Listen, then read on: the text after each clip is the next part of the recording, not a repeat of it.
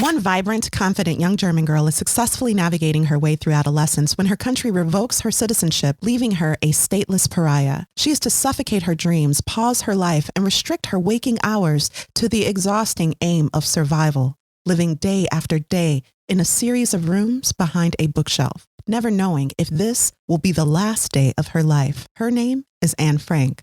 The book, The Diary of a Young Girl, and you're listening to Lit Society. Let's get lit!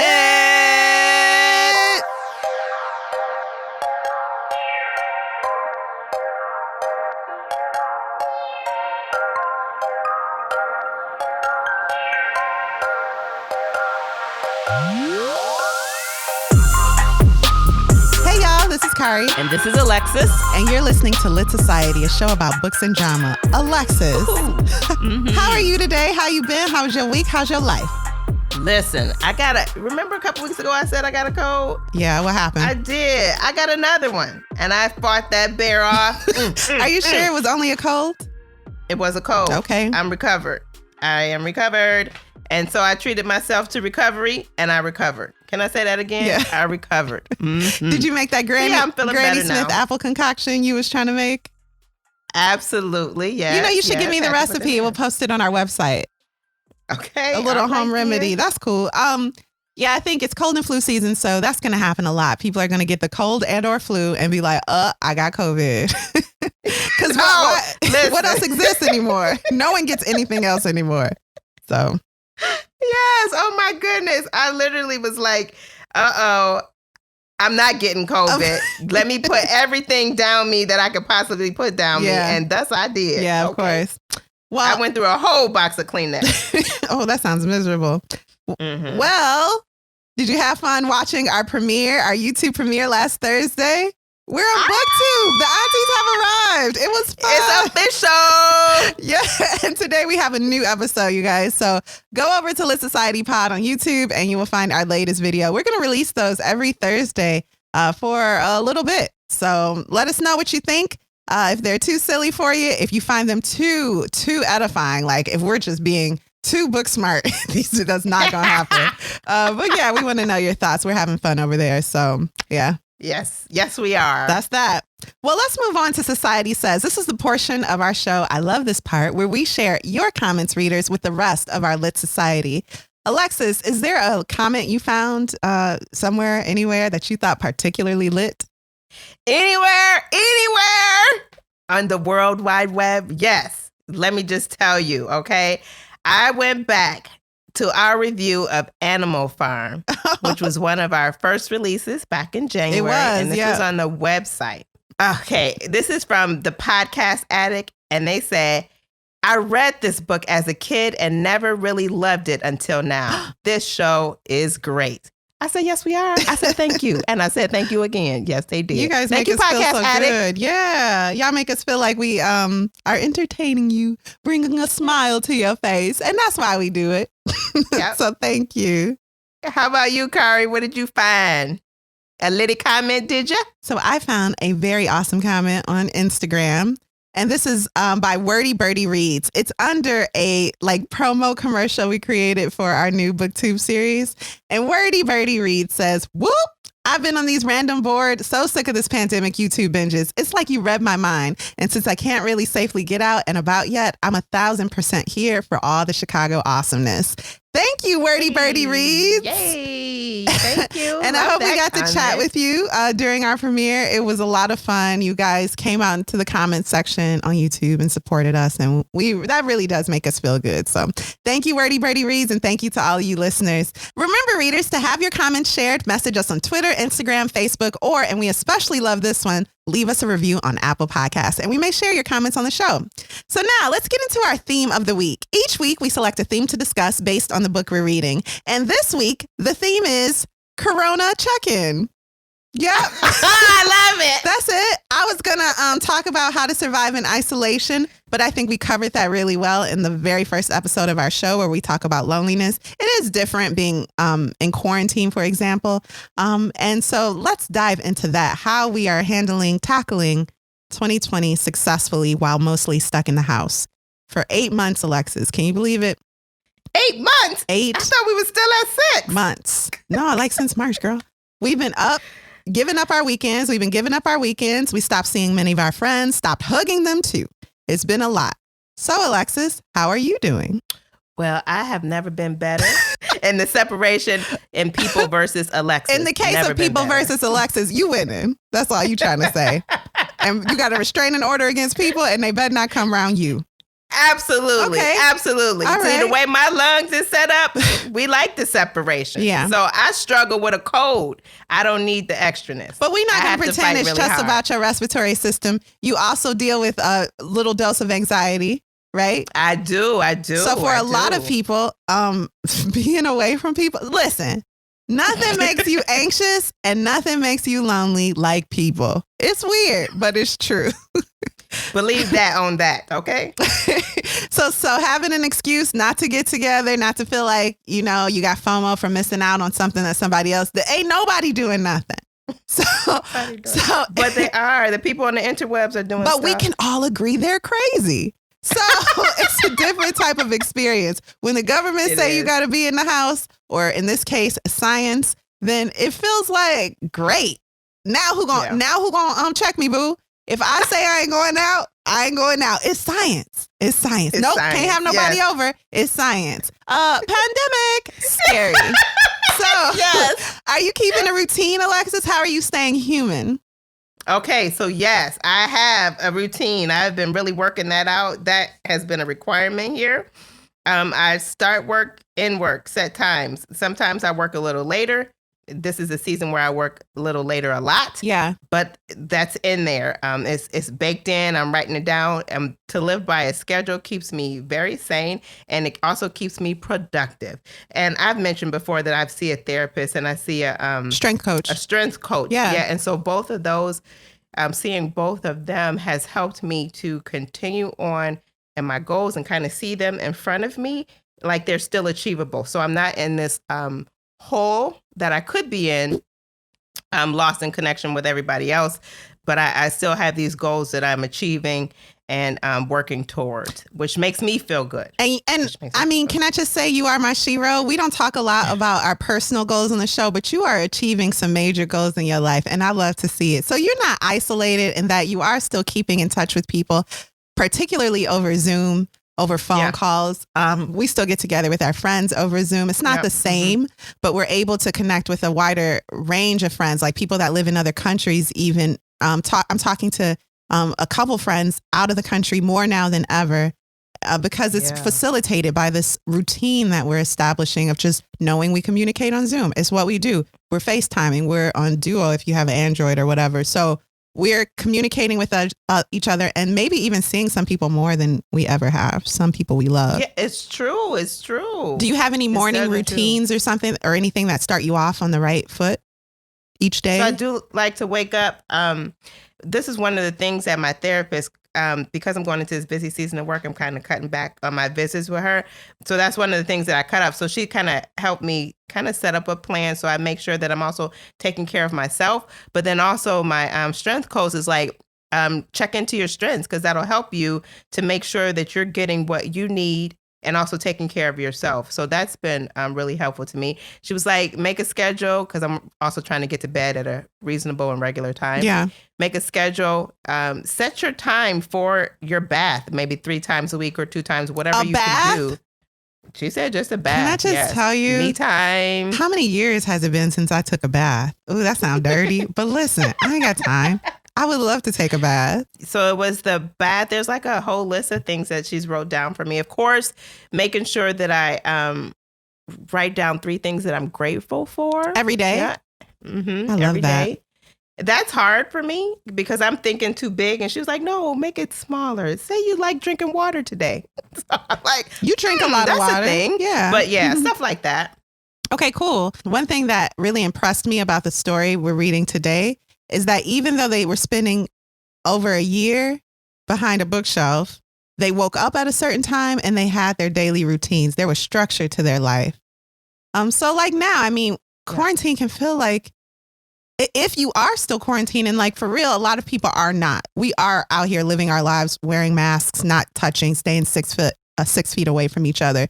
But our weekends, we're not out like we used to be. We're not seeing our friends like we used to be. So it's been important, at least for me, to have that routine and to have that structure, which I never valued routine before as much as I do now. Me either. I'm with you. I never valued it before. Yeah, but it can keep you afloat But it's so during important these right now. Yeah, during these inconsistent waters. Have you picked up any new skills? I know you were thinking of learning the flute. Well, I was playing around with the flute, so that kind of comes and goes. But what I've really been trying to do is learn how to take pictures so that I can post pictures on my Instagram page that look nice. Yeah. It's really hard, but I'm going to take my time with that before I, move forward. But it's something that I'm working towards. I'm really excited about it. I think it's pretty cool. I like to bake, so I want to take pictures of the things that I bake or cook. Yeah. Have you discovered anything new about yourself? Maybe something you didn't recognize about yourself before because you were too busy or distracted? I think I've discovered I'm not really into TV like that. Like if I have a whole bunch of time, I'm not going to spend it watching TV. I don't really care about TV. I would rather just watch my cat for an hour. Yeah, and I mean, I don't know any shows that are really binge worthy right now, so maybe that's part of it, but I just don't need a TV. I don't think I need a TV. I literally thought I was going to be at home watching all kind of TV. Yeah, I can go weeks without turning on the TV. Yeah, it's not like a big deal. Mm-hmm. It's not a big deal. You know what I did? I cut back on some stuff because of that. Oh, awesome. Yeah, then you can curate your influences to make sure everything you're taking in builds you up. I love that. Yeah. That's cool. If things do return to normal, if that ever happens, which habits will you keep from quarantine? I'm going to say the most important habit is the scheduling, keeping that schedule, keeping a routine. Yeah. I think that's going to benefit me the most, having a routine. I've been cleaning my house every day. And instead of just spending 5 hours cleaning the baseboards once or twice or once a week or every other week, just do 30 minutes every day. Say that again. Hour every day. Duh. And not in the same room. Like I'll wake up, feed the cat, clean the bathroom, get ready and go. It's awesome. This weekend I was like, I got to clean. Wait, everything is clean.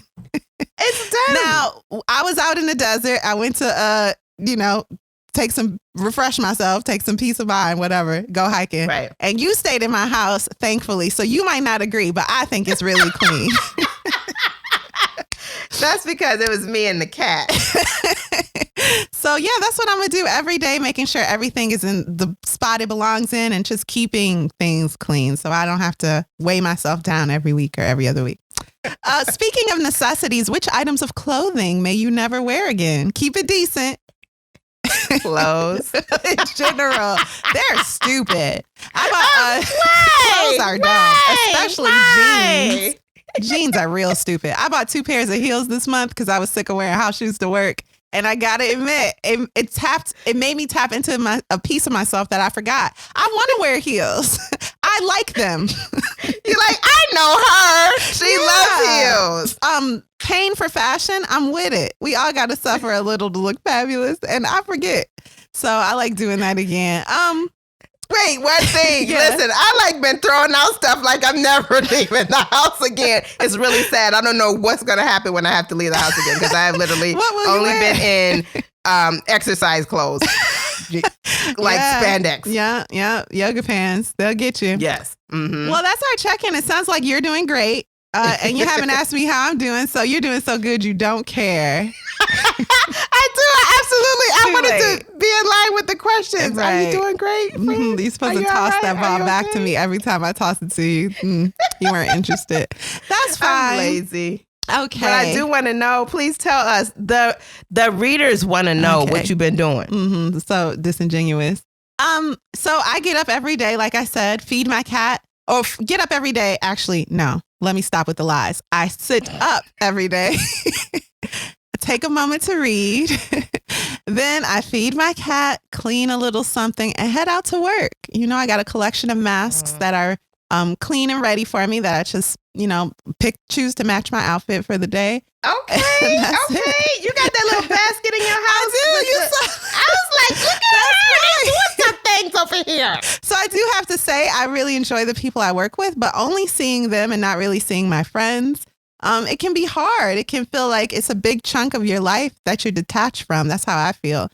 So I'm making more of an effort to not be, to just be more positive. Yes, we're doing Zoom parties and those are getting us through, you know? Yeah, I'm sick of it, but oh well, this is what we got. And I'm grateful that I can at least connect with my people via video and chat, you know, whenever. So I'm doing good. Thanks for asking.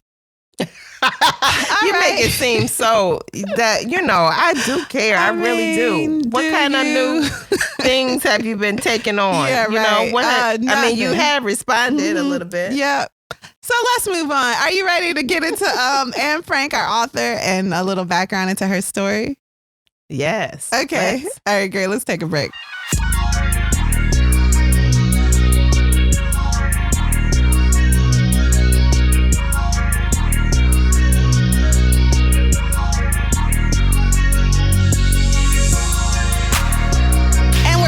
Alexis, can you please give us an inside look into Anne Frank and perhaps her inspiration for writing The Diary of a Young Girl?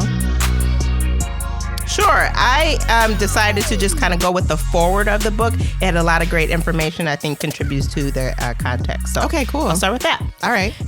Anne Frank kept a diary from June 12th, 1942 to August 1st, 1944. Initially, she wrote it for herself. Then after hearing an announcement on a radio broadcast from London about collecting eyewitness accounts of suffering, Anne decided that when the war was over, she would publish a book based on her diary. She began rewriting and editing her diary, improving the text, omitting passages she didn't think were interesting enough, and adding others from memory. And at the same time, she kept her original diary. So Anne's first unedited diary is referred to as version A, to distinguish it from her second edited diary, which is known as version B. And how old was she when she decided to edit her words for posterity, basically? I believe this was in 1944 when that announcement went out. So she would have been 15 at the time. Wow. Okay. It's amazing. Yeah. So after 8 people in hiding in the secret annex were arrested, Mep Geese and Bep Voxco, the 2 secretaries working in the building, they found Anne's diary strewn all over the floor. Mep tucked them away, these diary pages that were strewn all over the floor, in a desk drawer for safekeeping. And then after the war, when it was clear Anne had died, she gave the diary unread to Anne's father, Otto Frank. And after long deliberation, Mr. Frank decided to fulfill his daughter's wish and publish her diary. Now, he selected material from both versions A and B, and he edited them into a short version. So that version, again, the edited version from her dad is version C, and that's known to the world as The Diary of a Young Girl. And that is the version that I would have read when I was in school. Okay. And actually, it's the version I would have read as an adult when I reread the book. So when making the decision to edit, Mr. Frank kept several points in mind. 1, the book needed to be kept short to fit in with a series put out by the publisher. And then 2, in 1947, it wasn't customary to write openly about sex. So he omitted all references to sex and sexuality. 3, out of respect for the dead, he omitted unflattering passages about his wife and the other residents of the secret annex. When Mr. Frank died in 1980, he willed his daughter's manuscript to the Netherlands State Institute for War Documentation in Amsterdam. And I guess the authenticity of the diary had been challenged from the first publication. I didn't know about that. No, me so neither. It went through a thorough investigation. They wanted to see if it was really Anne's work. And so once it was proved beyond a shadow of a doubt to be genuine, it was published in its entirety, along with the results of an exhaustive study. I wonder what made them question the authenticity, because it's very much the story from a young girl's perspective. And the parts on sexuality and unflattering words she wrote about her mother, he still left it feels like a chunk of that in. No, but it feels honest. Honestly, the original C version that he produced, it didn't have, this book is different than the book that I read. Let me listen, because go ahead, teach the class. I must be frozen. And I'll get back to that. We'll pick that up again a little later, but yeah, it's different. There's a new edition, which is the edition that I read this week. That is the definitive edition, and that was published, and it contains 30% more material intended to give the reader more insight into the world of Anne Frank. That's like 500 pages, and then right? So remember I sent you that message like, how many pages is this book? So that's the one you read? So I did read the definitive version, but it wasn't actually 800 pages. Oh, but it was like 500 pages. I saw it. Yeah. It's like 500 or something, right? $4.79 on my tablet. Mm-hmm. Okay. Yep. Obviously, I didn't read that one. Okay. Okay, well. I don't think so. Mine was like 300 pages. Okay, go ahead. In 1998, the existence of 5 previously unknown pages came to light. So they added additional edits to the book. And so that's the context for A Diary of a Young Girl. I love it. Thank you. Well, actually, did you know that there was a graphic novel called Anne Frank's Diary? It's a reimagined story. I think I have heard of that, actually. Yeah. Have you seen it? I saw the cover. It was actually in the back of it's promoted on the back of your book. Mm-hmm. I would like to look into it. I've never seen it, but I know I've heard about it. So yeah, well, that's interesting. Thank you for telling us that story. Now, can you give us a no spoiler synopsis of Diary of a Young Girl? Anne Frank was 13 years old when her family went into hiding because of persecutions against the Jewish people. Anne would spend the next 2 years in the secret annex located in her father's office building. She writes about her experiences as a loquacious, headstrong, and optimistic girl forced to share restrictive quarters with her family and 4 others. Kari, what were your first thoughts? I thought, why haven't I ever read this? I can't remember ever reading it. So when you picked it and added to your list, I felt like about time. And really? Then, and it didn't seem that long. I think my copy is a little over 300 pages. So I was excited to read it, to delve into this historical nonfiction. What about you? What were your first thoughts of The Diary of a Young Girl? So a couple things. As I mentioned a little earlier, I think I read that original version, that C version that her father put out, and it was 100 and some odd pages. That's how short it was. Okay. Like literally. So when I finally took a look at the book that I had, I'm like, wait, Kari, how many pages is your book? So I underestimated the time that I had to commit to this book because it was longer. I hadn't realized all that other information. So I was kind of stuck and a little behind in my planning and scheduling for the week. So I had lots more pages, of course, that I didn't plan for. But the shorter version, that C version, is what I read in elementary school. Yeah. Elementary, middle school, I had a Jewish teacher. I thought this was required reading, but I had a Jewish teacher and she made sure you guys read it. She made us read it. Mm-hmm. I love that. And so I've always enjoyed reading her story. I thought it was really interesting and worth returning to. Yeah. Thus I did in my late 20s. I love that. Okay, well now, can you give us a spoiler-filled synopsis, a deep dive into The Diary of a Young Girl by Anne Frank? Take it away. Okay. Again, just believe me, I was a little behind, so I'm going to do the best I can, y'all. Okay. So Anne received her diary for her 13th birthday. She wanted a diary because she said she doesn't have friends, even though she had about 30 people she calls friends and she had an adoring family. What she wanted was a true friend. She wanted to be closer to her friends, she said. Like she said that when I'm sorry? Like a confidant. Yeah. She said when she'd have conversations with her friends, they were superficial and she would kind of beat herself up for not going further in the conversation. But she said that's all she could do at the time. So that can be a struggle as an adult. She wanted to have deeper conversations. So she got this diary. This diary was going to be her friend. So she named the diary Kitty. And I think for me, this is where I got my interest into diaries. I know if you recall. I do. I think I said this book and another book, but this especially because she always wrote to Kitty in her books. And gave her a little imaginary friend a personality. That I could. Yes.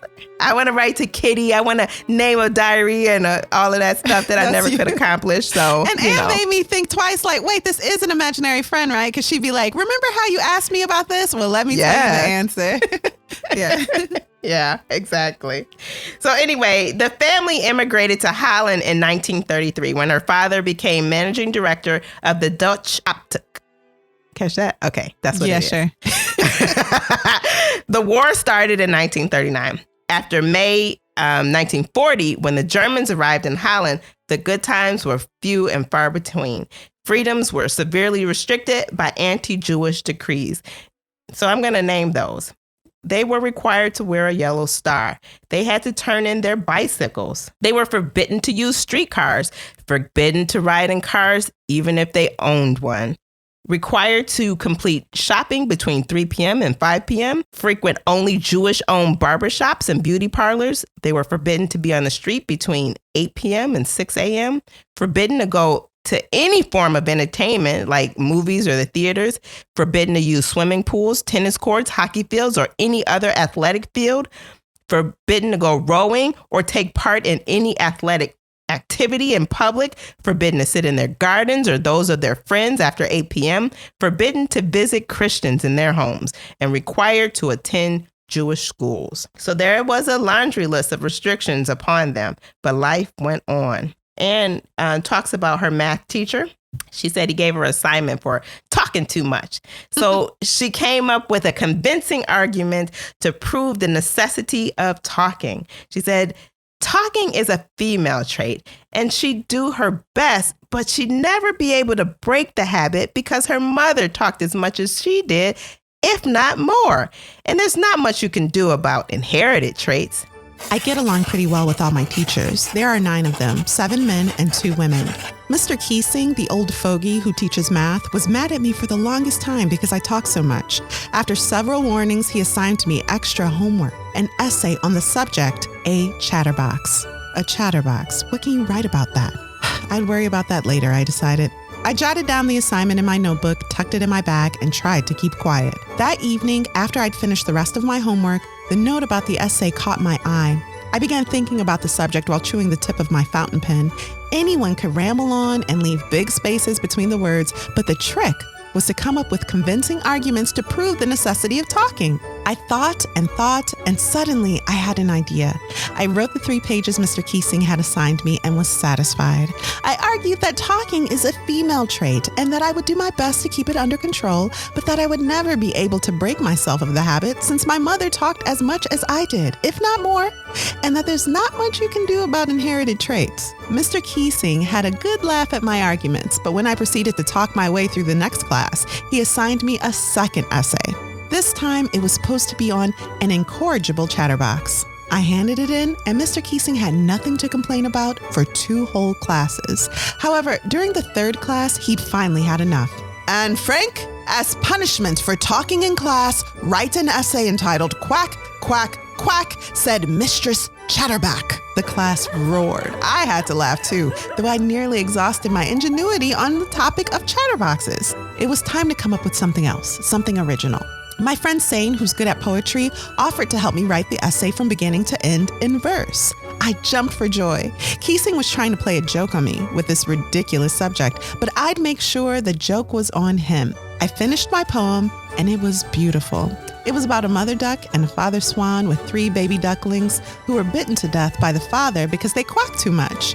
Luckily, Keesing took the joke the right way. He read the poem to the class, adding his own comments, and to several other classes as well.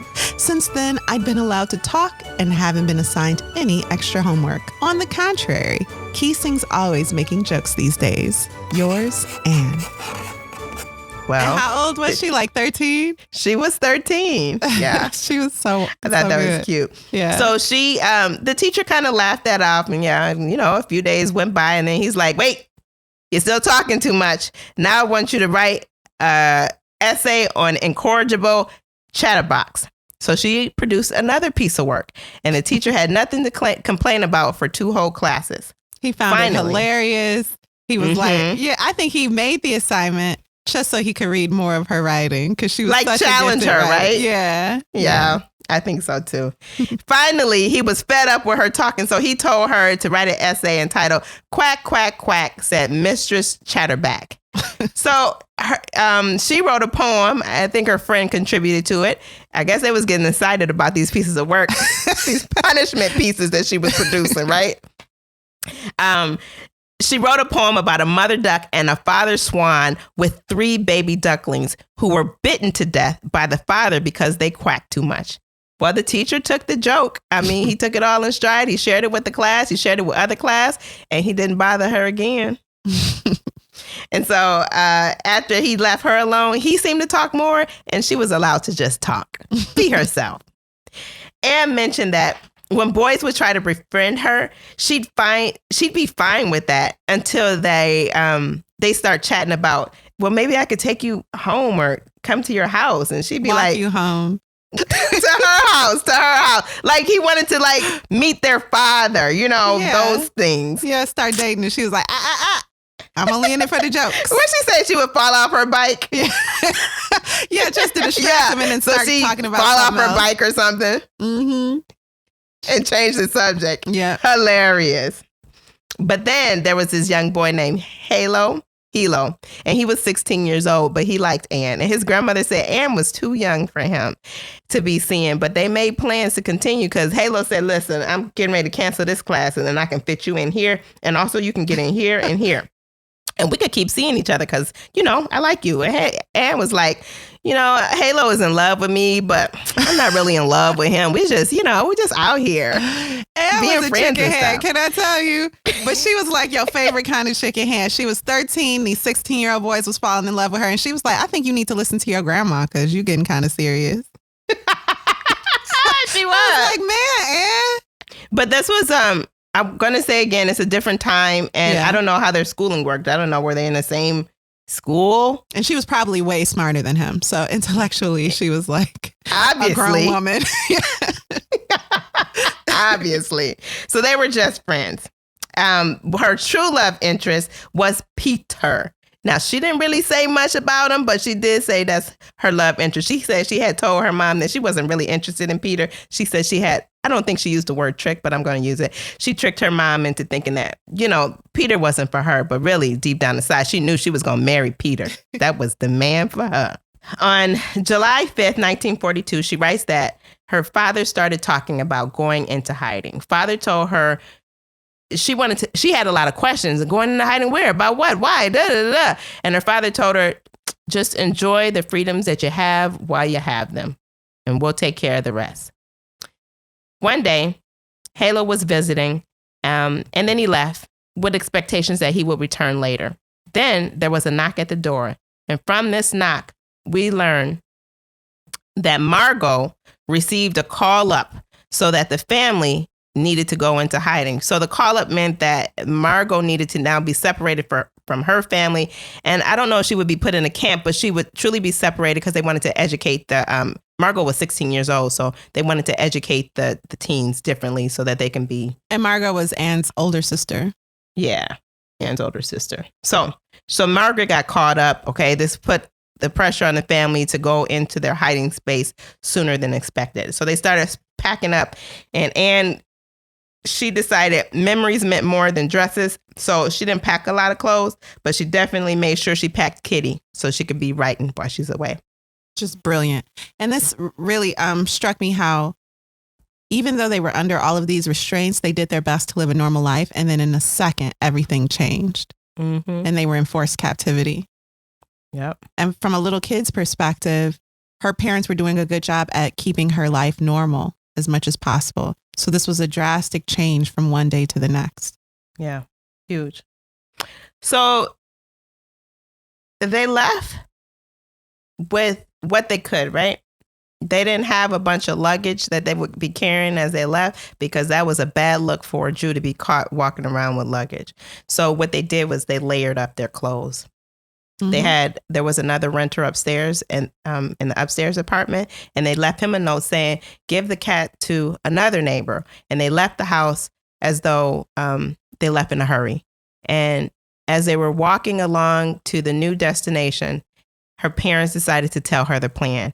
For more than a year, they had been storing items to go into hiding. The hiding place is located at Ann's father's office building.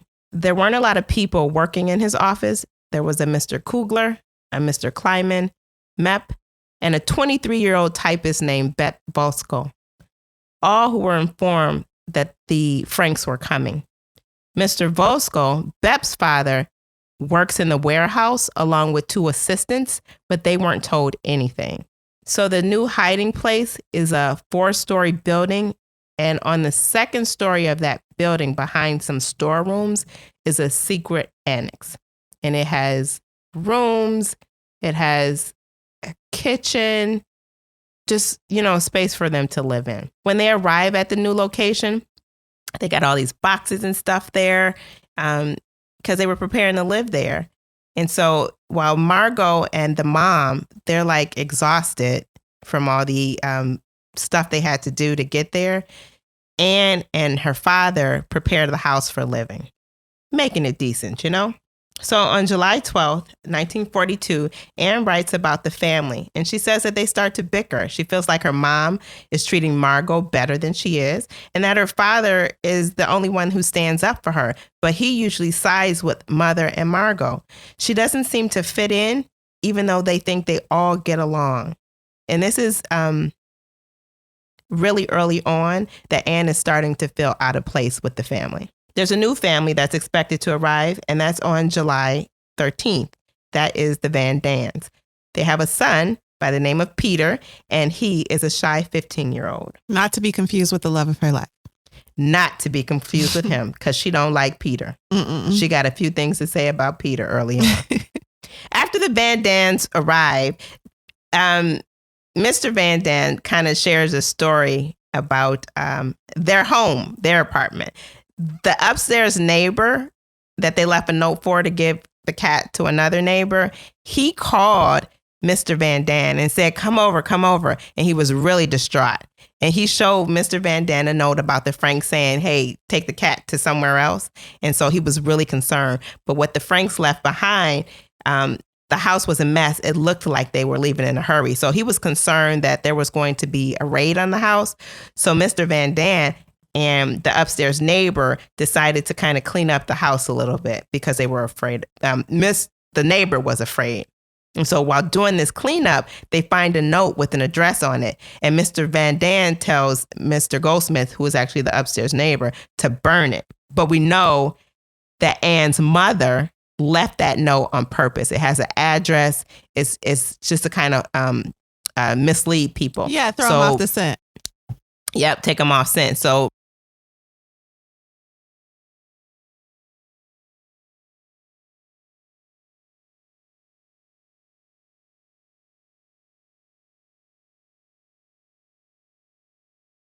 as we move along in August and September, Anne is really feeling like her mother is treating her like a baby.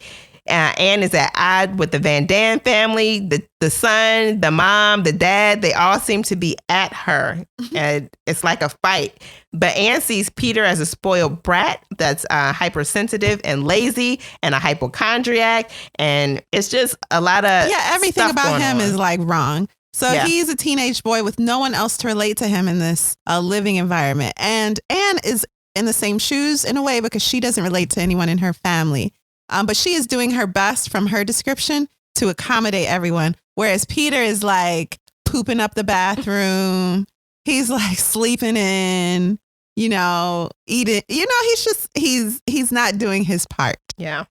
Yep. So then Anne's mom and Mrs. Van Daan get into it. Listen. But it sounded like Miss Van Daan was flirting with Anne's father. Well, that's separate. Before they got into that part, she was like, there's this communal closet that they have, and Mrs. Van Daan removed all of her stuff, but 3 linen sheets, saying, oh, we'll just use Mrs. Frank's stuff for everything. But then she was mad because everybody was using her china. And then Anne broke one of her dishes, so she was a little mad about that. And so it was all kind of stuff going on. So they was mad about each other. They started getting petty. Yeah, it did. Because the other family was like, well, our stuff is nice, so we'll just use y'all stuff till we can get out of here. And then they was like, well, you're not going to use our stuff either, especially the moms. They were going back and forth. Yeah, and then hiding linens, just being petty. Dishes and boxes hidden. Yeah, you ain't gonna never learn what my stuff is. Right. And we all in isolation. All of us. We ain't going nowhere, y'all. Right. Mm-hmm. So one day there was a book that the adults were whispering about in the house. Okay. And it was a book about women, and it was in the annex, and it was only for adults. But Peter just nosy. He snuck the book and started reading it. Now, Mrs. Van Dam knew that Peter had this book, but she didn't say nothing. But when Mr. Van Dam found out about it, Peter having this book, he threw a fit, took the book away, and without considering Peter's curiosity. So I guess he ain't put it away properly again, because Peter stole that book again. And he was caught red-handed. His father caught him with the book. And Ann said there was a slap, a whack, a tug of war, and Peter was sent to the loft. And that was Peter's spot. So Peter made this scene. He was even making loud noises and stuff. He didn't want to apologize for his behavior. Peter was a spoiled little brat. He was misbehaving. So the thing is, I feel for Peter, but those loud noises could have gotten all of them caught, and he didn't care. So he was acting out without any type of reflection on the consequences. They are literally hiding in Ann's dad's building. Like, that's the first place I would look if I was authorities. So they have to be really, really quiet certain times a day, and you never want to draw attention to yourself from the street. So he was really jeopardizing everybody's life. Selfishly. Yeah, but he was a teenager, and he was also upset, a teenager. And so Pem is the pet name for Ann's father. Okay, let me just share that. So there's a discussion about Ann, and the family said she was an ignoramus. Okay, they just said she ignorant of stuff. Okay, and you don't know nothing. But it seemed like in an honest way, like she's not being put through school. What's going on with her? Yeah. So they also said she needed to be more intellectually developed in order to read the books that Margot reads. So there was books they were keeping from her, and Ann was a reader, so she enjoyed reading books, and she like us. She wanted a podcast and whatnot. And Mrs. Van Dam one day tells Ann, "Can I read your diary?" What? So audacious. This woman is always ridiculing Ann. So I don't know if this is her way of getting close to the girl, but it just showed how out of touch she was. This is the only thing this little girl has to herself. And why you want to read her diary of all things? Why? Why? Crazy. You hear me? Crazy. So Ann feels like her mother doesn't understand and her. Said, no, we should make it clear. Ann was like, no. And Ann had just gotten through writing something mean about the woman. So she really didn't want her to read it. Right. So when she walked in the room, she was like, hey, can I read your book? She was like, why? No. No. Okay, so Ann feels like her mother doesn't understand her. Her daddy's always her father is always nice to her, and he'll come to her defense, but she's just out there, and she's being picked on by everybody in the house. She feels like her and Margot don't get along. She just feels like her mother and Margot's personality are just so foreign to her. And then people say that Ann has these saucy replies. And Mrs. Van Dam would say, if she were my daughter. Mm-hmm. So the idea was that the Franks were raising their daughters in this modern way. Right. And it was just not something that they were used to. So she had too many freedoms and freedom of speech that she just wouldn't allow. Mrs. Van Dam was like, too much. So Ann seemed like she was the subject of every discussion or quarrel. Everything about her behavior, her personality, her manners, every inch of her from head to toe was being dissected and talked about. Harsh words were being used and constantly hurled at her. And she was just supposed to grin and bear it. And Ann, she was like, I'm not taking this lying down. And you know what? I'm going to show them I wasn't born yesterday. But Ann asked herself, she's like, am I really as bad-mannered, headstrong, stubborn, pushy, and lazy as the Van Dams say I am? Nope, of course I'm not. I was reading that like, wow, what great self-reflection. Immediately she's like, no, they wrong, period. And then I thought, well, you know what? Somebody got to be on your team. It might as well be you. Right? You got to be team me, if nothing else, right? Okay, so Ann recognizes she does have faults and shortcomings, but these people are blowing them out of proportion, and they are really scolding and mocking her, and she don't like it. They talked a little bit about the bathing situation. how they could go to different areas of the house and have the bathing. And then they said that Peter would go into the room where everybody could see you. And he would be like, hey, don't look over here for 10 minutes. What? Go somewhere private. Okay, Peter. All right, Peter. That's really crazy. And anyway, one time a plumber came and they were unable to use the bathroom, so they had to use these chamber pots.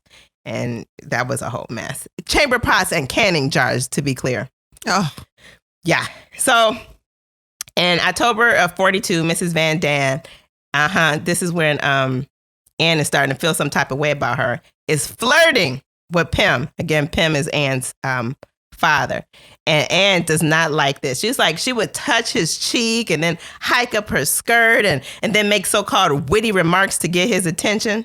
But she said Pim doesn't find her pretty or charming, so he ignores her. Anne thinks she's like a jealous type because mom doesn't act like that towards Mr. Van Dam. This is a lot in some confined space. Yeah, it is. How you flirting with a whole another lady's house and y'all in the next room? Yeah. Or downstairs from each other, whatever. It's too much. Anyway, Peter and Anne, while they don't really care for each other, they start having some fun together and they dress up in people's clothes and then kind of entertain the family. And this brings a little joy to the secret annex. They also have an opportunity to get some education. Books are being brought in for them. They're taking a shorthand course. Bet even brought in a kit for them, a shorthand kit for them. So they can all learn shorthand. And who is that? That's an employee of the shop downstairs. Yeah, an employee of the shop. Mm-hmm. So the drama with Anne and her parents are still going on and everybody in the house. And so one day, mom tells dad all of Anne's sins and then starts to cry. Anne cries too. And Anne told her father that she loved him more than she loved her mother. And that her father said, look, honey, this is just a passing phase. Anne said, I can't stand my mother. And I think I'm pretty sure about that. I have to force myself not to snap on her. And I actually would rather slap her across the face than talk to her, okay? And Daddy was like, try volunteering to help your mother if she's not feeling well, if she has a headache. She's like, I don't want to. That's just not something I want to do. Also, I don't love her, so no, I don't want to. And in fact, I can imagine my mom's death, but I can't imagine yours, Daddy.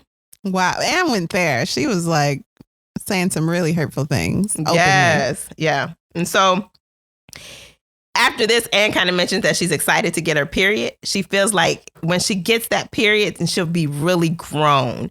And I think she was born grown. Right. And then her father, during the same time, actually threatens to take her diary away. And so she's like, I need to hide this. So she starts hiding her diary. We learn a little bit about what's going on the outside. Many of their Jewish friends are being treated roughly and taken away in cattle cars to Westerbork. And the people get almost nothing to eat and even less to drink. And the assumption is that most of them are being murdered. They also learn about hostages. It's the Gestapo's way of punishing saboteurs. If they can't find the saboteurs, they grab 5 hostages or 5 people, line them up against the wall, and announce in the paper that their deaths were In the paper, they announced that their deaths were fatal accidents. By the middle of October 42, Margot, Mother, and Anne are best of buddies. What happened? Anyway. Anne will come back to her diary and be like, I can't believe I wrote this, kitty. And then the next entry will be like, I hate my mama. Yeah. Margot and Anne even share their diaries, you know. She said, you can read this section right here, only right, this part right here. That's what she said, let her sister read her diary. And she asked her sister if she was January ugly. To 21st. Right. She asked her sister if she was ugly, and her sister's like, well, you cute and you got nice eyes. It was like, that's vague. What? I mean, that's all you could say? Then they had a scare, okay? So the office staff didn't notify them that someone was coming to fill the extinguishers, the fire extinguishers. So as a result, they weren't quiet until they heard the sound of hammering across the bookcase. Now, this bookcase blocked their entrance, so they don't expect people to be messing with that, right? Because it's a bit out of the way. Anne and Pim were stationed at the door so they could hear when this man, whoever he is, left. Some 15 minutes later, it sounded as if he laid the tools on the bookshelf and then started banging on the door. He was knocking, pulling, pushing, jerking on the door. And Anne was so scared she nearly fainted, thinking that her days were numbered. And then finally, they heard Mr. Kleinman saying, "Open up, it's me." They opened the door right away and learned that the hook fastening the bookcase got stuck, which is why no one was able to warn them about the carpenter. Give me the lowdown on the Clement relationship with the father. That was like his business partner. Yeah, they were in the office together. Okay. And then, so after they left, Mr. Kleinman came to get Bep, but couldn't open the bookcase. And that's why they couldn't pass the information on. Mm-hmm. But that was a scare. It was very frightening. So Anne is getting her period soon. She knows it. She's got all the signs. And so at this point, I'm like, yeah, Anne, all of this that you're doing with the hatred and the emotions wearing, that's all. Yeah, that's hormonal. That's all hormonal, honey. So she adds a note on January 22nd, 44, and says she wouldn't be able to write about that kind of thing anymore. She's surprised by her childish innocence and knowing she could never be that innocent again. She also understands the mood changes and comments about Margot, mother and father, and she's embarrassed for what she wrote. See, she's very insightful, young child. Because she has a cycle now, so she's an adult and she can't be fooling with them foolish child thoughts. Mm-hmm. Yes. And in fact, her and mom are getting along better. They were never closer. Mm-hmm. And then father, she's seeing that her father is not as open as she would like him to be. She feels like she doesn't know anything about her mother. While they're close, she doesn't know anything about her family. But he's still a sweetheart. And Margot's a stinker and a constant sort of irritation morning, noon, and night. Peter has a little birthday party. So they having all the celebrations. They got space to do this, right? So they're not in a tiny space. They're just restricted confined to this space. Yeah. So they have a party for Peter. He gets a game of Monopoly, a razor, and a cigarette lighter. Why? Because it's what they could give him. It's out of what they had. Okay. All right, then. Mm-hmm. They talk a little bit about what's going on the outside, about the English landing in Algiers and Casablanca, and some fighting beginning, and then people feeling like that's the beginning of the end. We're making progress in this war. And Churchill said, nope, actually, that's not the case. This is the end, beginning, end part. Something like that. No, this isn't the end. This is the beginning of the end. Yes. Mm-hmm. So it's going to be a process. Yeah, that's what he was saying. Get your hopes up, but also get them down. Yeah.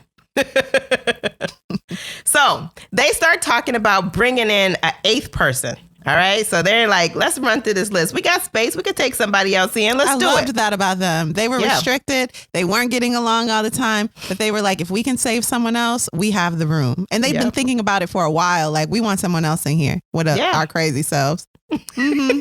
Yes. We want to drive someone else crazy if it'll save their life. If it'll save their life, that's what matters. Yes. They'll be living and crazy. Yep. So they immediately rule out anybody from the Van Damme family. Okay, let's just cut the chase. No, you can't bring none of your generational people. Lineage here.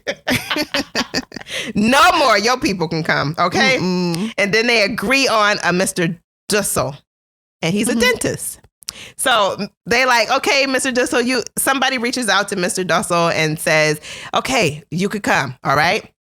Mr. Dussel is like, listen, I got things to do. I want to close out some things. I want to, fix some books, cover a few more appointments before I get there. They're like, do you understand what's going on here? No sense of urgency. None. He's like, listen, this is what I need. Okay, I got to take care of my business. They're like, listen, all that business you're taking care of, you letting too many people know what's happening. Yeah, for sure. And so listen, Mr. Dussel did what he wanted to do, and he arrived as planned.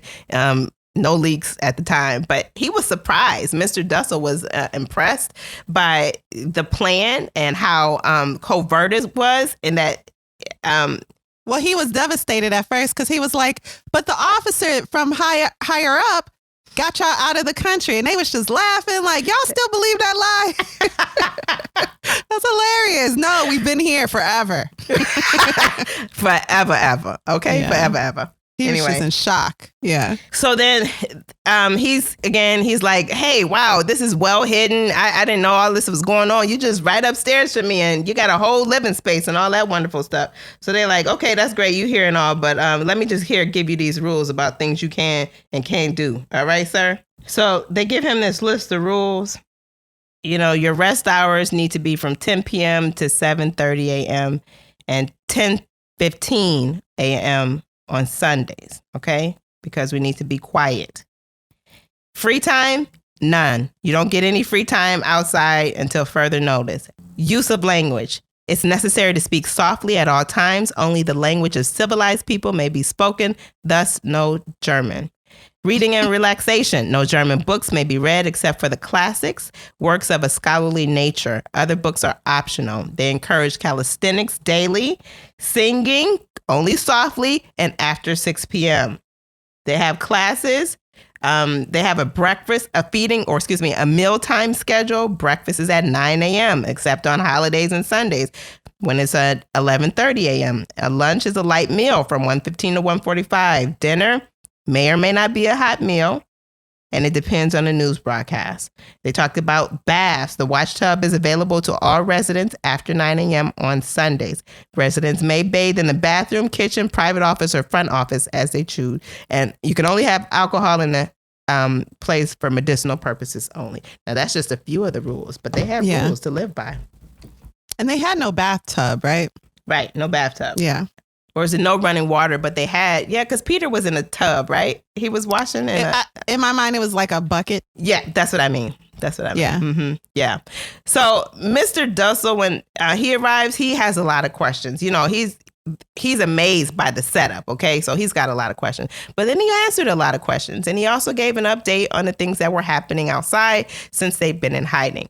He said, night after night, vehicles cruise the streets, taking the Jews away. They have lists and they knock on the doors where they know it's going to be a large haul.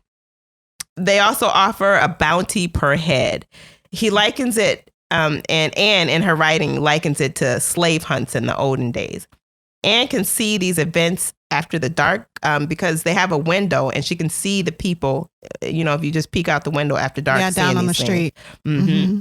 She said they see long lines of good, innocent people accompanied by crying children.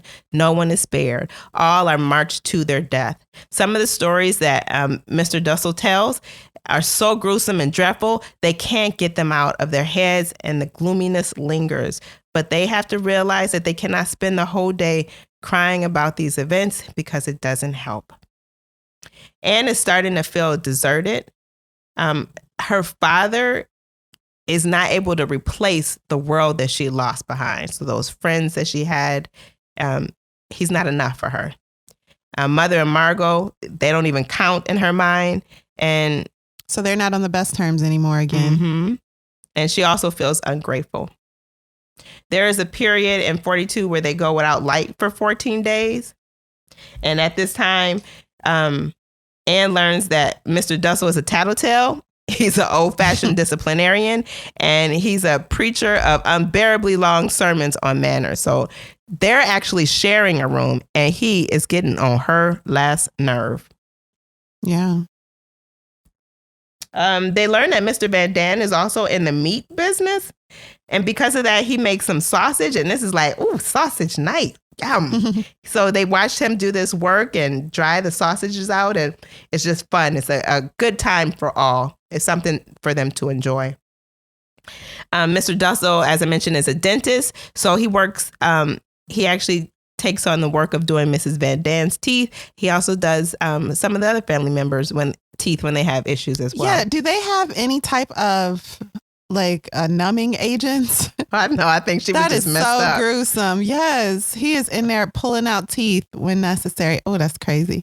Yeah. Yikes. Mm-hmm. That's the whole thing. Listen, Anne is tormented by Mr. Dussel. He is like shushing her and then waking up at the crack of the dawn, exercising, turning on lights. He is really cutting up, and she wants him out of her space. Yeah. They actually get a task that they can do to kind of keep them busy. It serves as a new pastime where they're actually filling packages with powdered gravy for Mr. Kugler. They're learning a little bit more. People are being dragged from their homes and told that they can take a knapsack and a little cash, but they're being robbed of their possessions on the way to wherever it is they're going. Children are coming home from school to find that their parents have disappeared. Women return from shopping to find that their houses are sealed and their family is gone. Christians in Holland are living in fear because their sons are being sent to Germany. Everyone is scared. Everyone. And while the Allies seem to be at work, it just doesn't seem like this war is coming to the end. And nationals are living off of rations from the government, right? So there are long lines for necessities. Yep, long lines for necessities. And they're getting their stuff underground, but they're really stocking up well. Anne is back to feeling frustrated again, and she's really suffering with this. Anne sees Margot and Peter as quiet and boring people, and compared to them, she sticks out like a sore thumb because she likes to talk, and she's just enjoying her life in the confines that she can, and she's just feeling the pressure from all the people. She sees Margot as weak-willed and passive and easily swayed, and then she backs down under pressure, whereas Anne aspires to have more spunk in her life. Oh, she mentioned that there was a letter from the church and kind of trying to encourage people to stand up and take action. Anne was like, but it's really too late for the Jews. They're already being killed. Then they learned that the building is sold without informing Mr. Kugler or Mr. Kleinman. And so when the new owner arrives, Mr. Kleinman was there to show him around everything except the secret annex. He told him, I left the key at home, and he didn't push that any further. They're starting to hear like air raids and machine gun fire. And these things are really frightening because it forces them to, what did she say? They laid down and they tried to be really still when these things were going on. One night, the Van Damme family was awakened by noises. So Peter went to the attic with a flashlight and he saw a slew of large rats. Okay. So they sent the pet cat to the attic to sleep, and then they didn't see the rats anymore in the evening. But then one evening, it was still light outside, and Peter went to the loft to get some old papers, and as he was climbing down the ladder, he was bit by a large rat. Can you imagine? He put his hand down on what he thought was like the ladder, and it was a rat. He put his hand down on the rat, and the rat took a big chunk in his arm. So then they got a message, and they were really excited to hear that Turkey was in the war. But then the next day they learned it was fake news. Turkey was not in the war, but they were talking about giving up their neutrality. At this point, there was even notes being declared invalid. Like their note was a $1,000 guilder, I believe it was called, and it was invalid, which was a problem for anybody in hiding because now you have to explain why do you have this large bill if somebody's going to use it to buy any of their needs. Mr. Dussel, he is being difficult, and he apparently doesn't mind. He wasn't obeying the rules, and he was writing letters to people, and Margot was editing the letters. And then Father was like, listen, man, you can't keep up that practice. You're going to expose us, and this is dangerous. And Anne felt like she didn't think Mr. Dussel would obey for very long. He's not good at following directions. So they have another scare. They hear Peter whispers in Pym's ear, and Anne actually overhears the whisper, so he must be a loud whisperer. That's the only thing I can think. Anyway, he says a barrel is falling over in the warehouse, and someone is fiddling with the door. So, okay, immediately they're afraid. They think someone is breaking in. So they all go to Mr. Van D's room, who's actually sick, and they discuss their suspicions. And then they think maybe the burglars might have heard their footsteps in the building and ran out. Now this burglary attempt happens a couple more times, and so they're really on edge because crime is rampant. Yeah. So this is seen from the street like an opportunity at night. You know, when the shop is closed, maybe someone can bust in and grab what they can. So there are a few break-ins that really scare the family. So one day they hear a speech on the radio, and it says that all Jews need to be out of Germany or German-occupied territories by July 1st. And they mention provinces that are being cleansed of Jews. So again, they're still hearing about the bad news because they do have a radio, and they're listening to an English station. So that's where they get all of their updates, you know, about the stuff that's going on. Not locally, but, you know, as it relates to the war. Another block of bad news. Mr. Kleinman, again, a business partner of the father, is sick, and he'll be away in bed for 3 weeks. Beth has the flu. Mr. Vasco has to go to the hospital for emergency surgery. And there's an important meeting and meeting details that were discussed with Mr. Kleinman. So Mr. Kugler didn't have time for the briefing. So they're concerned about how everything will go. And Pim was the only one to have the information. And so they literally lay down on the floor and listen to the meeting. And I think the meeting is like 3 hours. Pim at one point is unable to listen. He's hurting from laying on the floor listening to this meeting. And then Margot and Anne are listening to the meeting. And while listening, Anne actually falls asleep. But with all the information that they learned, they're able to formulate something and learn that the meeting is a success. One night, Anne was waiting for her father to come and listen to her prayers and tuck her in, but her father wasn't ready. So her mom came. And so her mother offered to listen. And Anne was like, nope, I'm good. Thanks. Bye. So when her mom got up and walked toward the door, she said, I don't want to be angry with you. I can't make you love me. And the tears slid down her cheeks. Crying. But Anne was like, sorry, lady. Yeah. I mean, I know this. You know, I don't like you. Yeah. I know this feels like rejection to you, but, you know, actually it's what I've been feeling. Rejected. So kind of deal with it. And feels like her mom feeling rejected at her tactless comments and her cruel jokes, all that stuff that you did to me and I don't think it's funny, is insensitive. And it is a sign of the lack of love you have for me.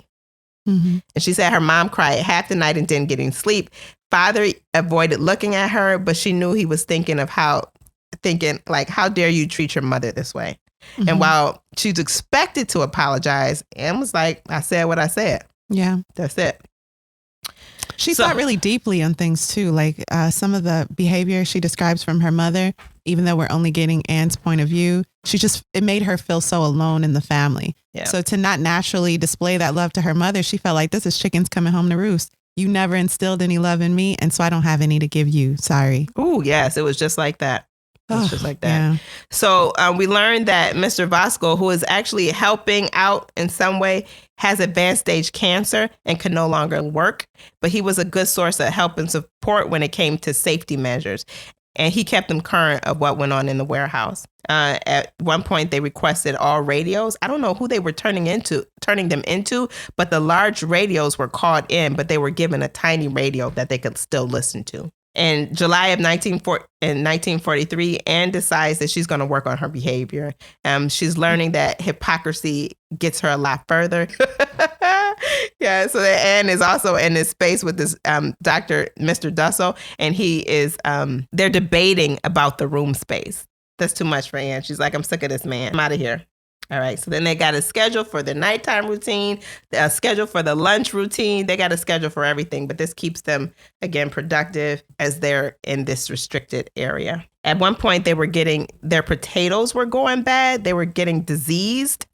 And so one out of the 2 potatoes that they would have have to be thrown out. And they said they got rid of like a whole bag of potatoes because of that. Yeah. So the employees of the factory, the selected employees, like 1 or 2, I think, right, are still giving them rations. And of these, the bulk are potatoes. Most of the food that they're supposed to eat now severely cut their food quantities in like half. Right. But they stayed positive. They made a game out of it. And every time they pick a potato, they guess which disease the potato had before they threw it away. So they're really trying to be creative. Yeah, they really tried to make the best of a tough situation. They really, really did. I did see that through here. So listen, Italy surrenders unconditionally. So this is like good news. They feel like we're making progress towards the end of the war. Really feeling it. They learned that Mr. Kleinman needs surgery and that he'll be in the hospital for 4 weeks. That's bad news. They also learned that the Van Dans have run out of money. They lost hundreds of 100 guilder in the warehouse. So the workers are wondering how the $100 guilder could wind up in the warehouse on a Monday morning. So there's suspicion going around. So now they think what's going on here? Is there something we need to rat somebody out about? Yeah, so they like literally lose money. Yeah. It's not like they lost some money in the stock market. No, these people actually lost paper money. Yeah. Mm-hmm. And alerted everyone to the fact that there were people hiding in the factory. Mm-hmm. Mm-hmm. Mr. Dussel doesn't like Miss Van Daan because I think initially she was being flirtatious with him too, but now he's like, she's an old bat, she's an old hag, and then Mrs. Van Daan is like, Mr. Dussel is an old maid, touchy neurotic spinster. That was really, I don't know, these people was living a rough life. I mean, they were under a lot of stress. Yeah, they were under a lot of stress, and some of them may have been petty people to begin with. So all of that intensified the anxiety in the space. Mm-hmm. And so Beth, who is the secretary in the office, and she gives them a lot of support. She gives them food. She's the one that's making sure they have what they need. Well, her household has an outbreak of diphtheria, and she can't come in contact with them for like 6 weeks. And so this is like a lot. Mr. Kleinman is still in bed, and Mr. Kluger is like the only one in the house. Then they turn around and somebody has a bad case of the flu, problems after another. In a journal entry for December 24th, 1943, Anne writes, paper is more patient than people. So that's why she likes to write in her book, because nobody's going to listen. The people, they're not putting up with her. So now, January 1944, Anne is paging through her diary and is shocked by how strongly she writes on the subject of her mother and her family. And she admits that she was suffering from moods that kept her head underwater and allowed her to see things only from her own perspective without calmly considering what the others had said. She further admits that her mother didn't understand her, but she didn't understand her mother either. The period was it was a tearful period of passing judgment on her mother. And she felt like, okay, I'm gonna let that period go. She said, I've grown wiser and mother's nerves are a bit steadier. So we should be able to get along better. So she looks forward to this period. Peter Schiff, she talks about him briefly. Peter Schiff is the boy we mentioned at the beginning that she said she was going to marry, but she told her mother, she kind of tricked her mother into believing that she wasn't interested in him. Well, thinking about Peter Schiff leads us to think about Peter Van Dam. Listen, Peter Van Dam and her, Van Dam, they become friends. They're like friends. They start chit-chatting together and having, she goes up there and does homework with him, essentially, right? Her study and with him, and they become friends, so much so that Anne starts to fall in love with Peter. And it should be noticed that he's also teaching her anatomy in a very matter-of-fact way. Very. Like answering questions that adults should have been answering for her. But he's showing her the parts of the cat. And he's doing it in a very like biology teacher type of way. Like it's nothing, passionate about these scenes. We can only guess that they're told truthfully. But it sounds like he becomes to her a bit of a father, a bit of a big brother, and then eventually like a boyfriend who she recognizes she's just using to pass the time. So they start sneaking kisses and stuff. And it seems like he's really in love with her. And she's like, oh, not this again. Can't you see? We're just, both products of our environment. Really? Like, she's like, really? And then Margot starts to feel lonely because Anne and Peter are hanging out all the time. And Margot, we know how Anne feels about Margot, but Margot might feel just as lonely as Anne does. But we're not in Margot's head. So there's like this love triangle where Anne feels like I can't betray my sister who I like sometimes just for Peter, who I'm using for affection because I'm stuck in an attic. Anne is very matter of fact. I must say she seems to have some self-awareness. I think she has plenty of self-awareness. Yeah. At one point she said Peter satisfied her need for longing. So she got something from Peter and it really helped her. It turned her mood around essentially in this environment that she was in. He was like an outlet for these feelings she was developing. And she may have too recognized that any day, of course she recognized any day could be her last. So she had this earnest desire to live every day to the full, knowing she's going to run out of time at some unexpected date. Peter even went to her father and was like, hey, we're more than friends, just so you know. And the dad was like, nah. He wasn't upset. He was just like, and nah, we just stuck in the attic, girl. And she was like, yeah, you right, Dad. So, yeah, that pretty much sums that piece up. But Anne, I'm telling you, she got this. It's like, nope, I'm not really interested like that. I mean, I love him, but in reality, this would never work. Right. Yeah.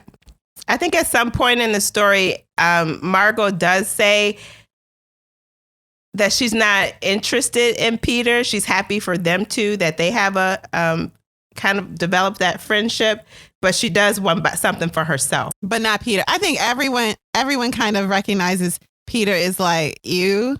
So Margot is like, listen, I know there's no one else, but I'm not interested in Peter. And then Anne is like, well, I'm only interested in Peter because there's no one else. And the dad is like, this is all just foolishness because there's no one else.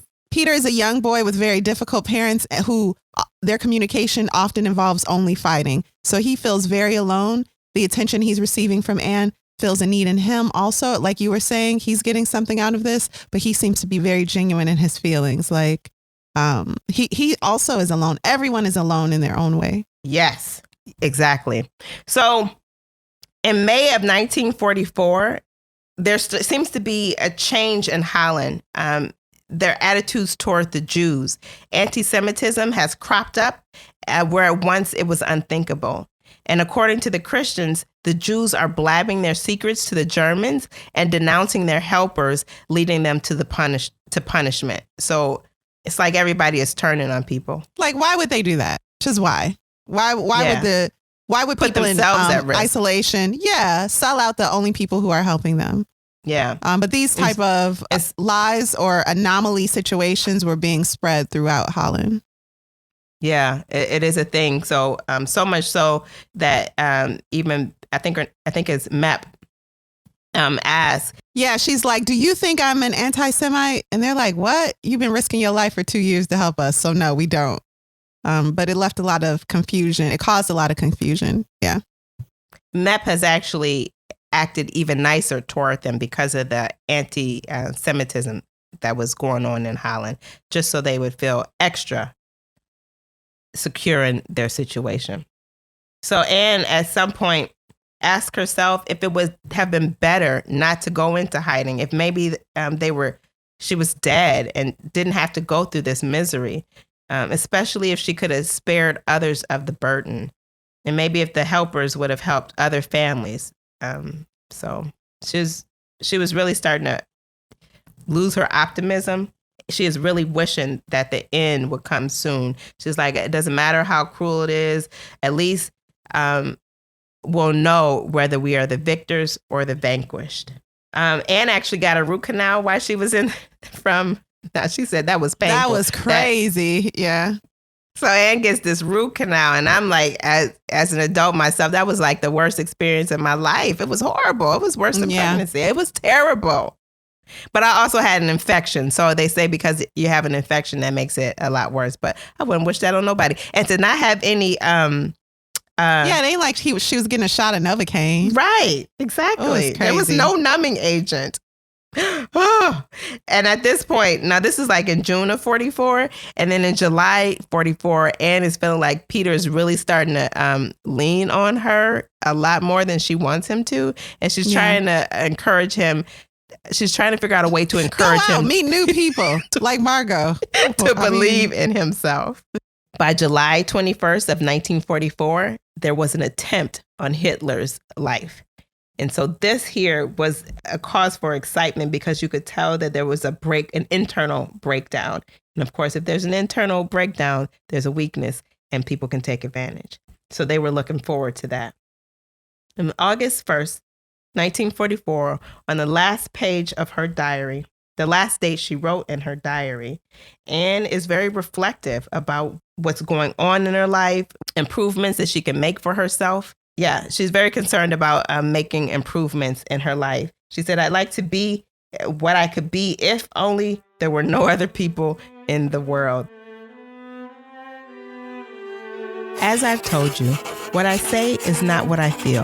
which is why I have a reputation for being boy crazy, as well as a flirt, a smart aleck, and a reader of romances. The happy-go-lucky Anne laughs, gives a flippant reply, shrugs her shoulders, and pretends she doesn't give a darn. The quiet Anne reacts in just the opposite way. If I'm being completely honest, I'll have to admit that it does matter to me, that I'm trying very hard to change myself, but that I'm always up against a more powerful enemy. A voice within me is sobbing. You see, that's what's become of you. You're surrounded by negative opinions, dismayed looks, and mocking faces, people who dislike you, and all because you don't listen to the advice of your own better half. Believe me, I'd like to listen, but it doesn't work. Because if I'm quiet and serious, everyone thinks I'm putting on a new act, and I have to save myself with a joke.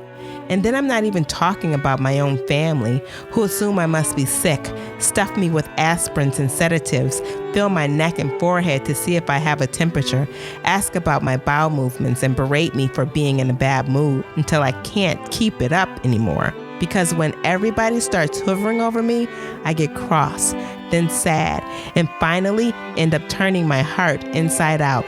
The bad part on the outside and the good part on the inside, and keep trying to find a way to become what I'd like to be and what I could be if only there were no other people in the world. Yours, Anne M. Frank. Anne's diary ends here. That's how she closes out her diary. And that, well, not closes out, but that is the last thing she wrote in her diary. So let's jump into what happened afterward. On the morning of August 4th, 1944, between 10 o'clock and 10:30, an SS sergeant and 3 Dutch security police officers, armed but in civilian clothes, came to the building, apparently tipped off. The 8 people in hiding were arrested, as well as 2 helpers, Victor Kugler and Johannes Kleiman, but not Mep and Bep. They took all the valuables and cash that they could find in the annex. Kleiman and Kugler were taken to prison and later to a camp in Holland. Because of Mr. Kleiman's poor health, he was released on September 18, 1944, and remained in Amsterdam until his death in 1959. Kugler escaped his imprisonment on March 28th of 1945, and he and fellow prisoners, as they were being sent to Germany as forced labor. He then immigrated to Canada in 1955, and he died in Toronto in 1981. Bep, one of the secretaries, died in Amsterdam in 1983. Mep died in 2010, and I believe it's her husband, Jan, who died in 1993. The 8 residents of the annex were first brought to a prison in Amsterdam and then a transit camp for Jews in North Holland. On September 3rd, 1944, they were deported to Auschwitz. Mr. Van Daan was gassed in October or November of 1944. Mrs. Van Daan was transported from Auschwitz to another camp. Although certain she didn't survive, the date of her death is unknown. Peter Van Daan was forced to take part in the January 16, 1945 Death March from Auschwitz to Austria, where he died on May 5th, 1945, 3 days before the camp was liberated. Mr. Dussel died on December 20th, 1944, in a concentration camp. Mrs. Frank died in Auschwitz on January 6, 1945, from hunger and exhaustion. Margot and Anne Frank were transported from Auschwitz to another camp in Hanover, Germany. There was a typhus epidemic that broke out that winter as a result of the hygienic conditions, and it killed thousands of prisoners, including Margot, and a few days later, Anne. They must have died late February or early March, and their bodies were likely dumped in mass graves. The camp was liberated by British troops on April 12, 1945. Otto Frank was the only one of the 8 to survive the concentration camps. He later remarried and died in August of 1980 at the age of 91. The end. You want to take a quick break, Kari? Yeah, let's do it.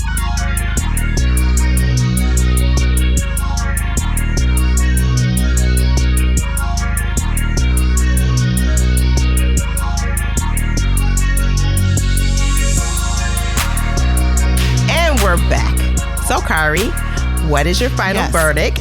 And would you recommend this book? Even though Anne is talking about the mundane nature of a little girl's life, she writes in a way that is so entertaining. She's just a great writer, even from an early age. And one thing she really, that really is translated in her work or brought to the fore is how all little girls have their hopes and dreams, things they're good at, things they worry about. When you other people, just to think that this girl went from living her life to living in isolation to death. And she died just days before she would have been liberated. All of them did, except the father. Yeah. And then for the father to survive, remarry, and use his time to edit and publish his daughter's diary, this little girl's diary, that became like his life's work. It's just a very powerful story in the subtext. And I love how the tenacity in this family and in these friends or acquaintances really shines through. And I have to say, when I got to the afterword, because it's so abrupt, partially, I just cried and cried and cried. That was so, so sad to think of Peter and his life being cut short. None of these children, Margot, Anne, or Peter, got to live. They didn't get to live, and that wasn't fair. So, I would definitely recommend The Diary of a Young Girl. I thought I was captivated from beginning to end. There were no dull moments for me, and I would recommend it. What about you? What's your final verdict, and would you recommend this book? I'm actually glad I got to read this expanded or this definitive edition of the book. I would definitely read it again. This is my third reading of the book, and I'm really glad that I had the opportunity to read more, because her story always takes me back to my childhood. I feel like I can there's some nostalgia relate there to too. a lot of her experiences, and I always have a soft heart when I'm reading her book, because that just drop off in her diary, that being the last page, that is always the saddest part to me. I mean, you have this young girl that is full of life. I mean, and potential. She's insightful. She is, even though she talks about her flaws. She's talking about how she's, I didn't really understand my mom. She didn't understand me. And I know my period had an effect on me. And I know I need to do this a little differently and consider others more. I know this Peter is not for me, but he is serving a purpose at this time. And so I really enjoy reading this book. And I look forward to the next time I do read it, even if it's, 20 years from now. Well, thank you for choosing The Diary of a Young Girl by Anne Frank. What are we reading next week, Alexis? Word by Word: The Secret Life of Dictionaries. Yes, Word by Word, a book that almost broke our brain. So it's going to be a fun episode. You could say that 3 times. Yeah, and thank you all for listening to Lit Society. We'll see you next Thursday. Lit Society is brought to you by Alexis Honoria and Kari Herrera. Support the cause by leaving a 5-star review for our show on Apple Podcasts, along with a comment about why you absolutely love us. We love y'all too. And be sure to check out our YouTube channel. We just dipped a toe in the BookTube pool. We'll be over there talking about, we'll be talking about books and everything else. You can find us Lit Society Pod or Lit Society Podcast on YouTube. If you've enjoyed what you've heard, tell a friend about Lit Society. Visit litsocietypod.com for show notes, this month's book list, and to sign up for our amazing email newsletter. And until next time, read something.